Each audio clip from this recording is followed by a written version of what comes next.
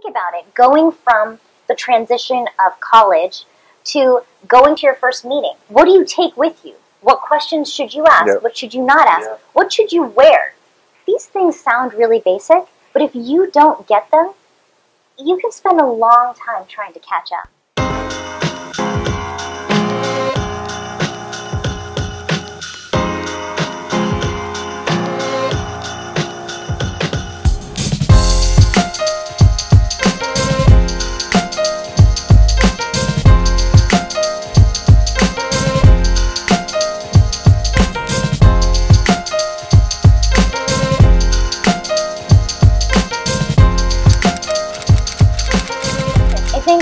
What's really interesting is that when I graduated from business school and I had done, I was lucky enough to do my internship at Kraft, so I kind of gotten some exposure to the consumer brand marketing side.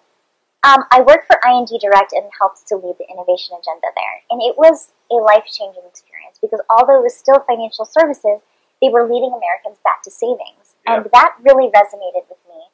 And yes, after a couple of years there, I did move into the role of being CEO of the Society of Grown-Ups, helping to found the organization with IDEO and MassMutual. Nice. And the mission was really about democratizing financial literacy. Money is such a taboo topic, and it's even more important than ever that especially this generation of millennials finds a way to have this conversation. Right, for sure. I mean, we're talking about unprecedented levels of student loan debt. Mm-hmm. Sure, this is nothing that you don't know about, right? You're also talking about the fact that you want to still live life on your own terms. You want to travel, you want to buy a house, you want to do all these things. You want to live a career that actually has meaning for you. And how do you make all of those things happen? I think it's really difficult to have open conversations about money because it feels awkward and it's full of judgment.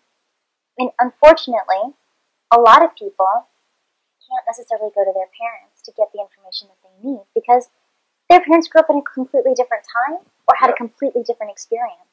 And so I think what was really fascinating about the Society of Grown-Ups initiative was that was the big, complex, multi-layered problem that we were going after. Yeah. There was no guarantee that we would be able to make anything happen with it because there's probably a reason why it's a big and difficult problem to solve. Right. But what I was amazed by was that this incredible team that I worked with of designers and developers and certified financial planners were all so dedicated about the mission and they reflected who it is that we were trying to serve that we were able to open up that conversation. We were able to get thousands of people from the Boston area to come in to our physical space in Brooklyn and have conversations about retirement over dinner and drink wine and do all those things, and go to our website and pay for classes and engage with them in a way that really hadn't been done before. So that makes me feel, incredibly grateful that we had this chance to be able to build something that was so unique and so different. And as you can kind of tell from the personal story, it tied in with so many of the stops along the way. Yeah. It tied in with the idea around social responsibility and doing the right thing for people and advocacy, but also built off the foundation of financial services. I know. So many things together. And let me tell you something. That job, that entity, did not exist when I graduated from college 15 years ago. Mm-hmm. Well, that's not something that was even, a glimmer in anyone's eye. Right. But staying close to your passion and really building solid skills along the way and challenging yourself, it can lead you to a really good place. That's very inspiring. And one of the things that we're also kind of passionate about as well, and it ties into kind of the whole fast forward concept, is helping students take ownership of their personal finances. Yeah. Right? It's an important topic. It's an item that everyone should be aware of. Mm-hmm. Right? So through your experiences and your role at Society of Grown-Ups, can you tell us what is the most surprising thing that you've seen around young adults and personal financial literacy? And then a second part is if you could give one piece of advice or just a piece of advice in general to young adults about financial literacy, what would that be?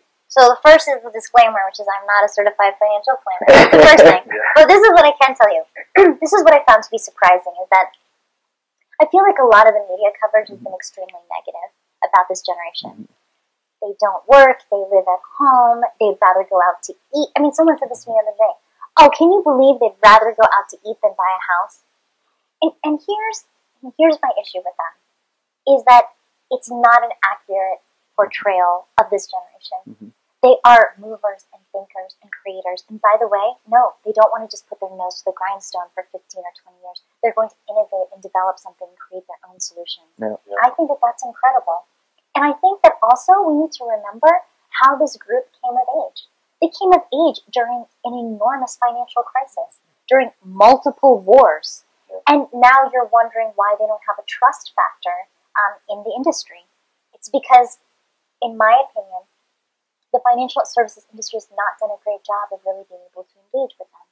So I would say the most surprising thing that I found, which was not so surprising to me but was surprising to others, was that millennials wanted direction about what it is they should be doing. They just didn't know what it was. And that was the gap. And I think they thought that everyone else had it figured out except for them. And that was really surprising to me.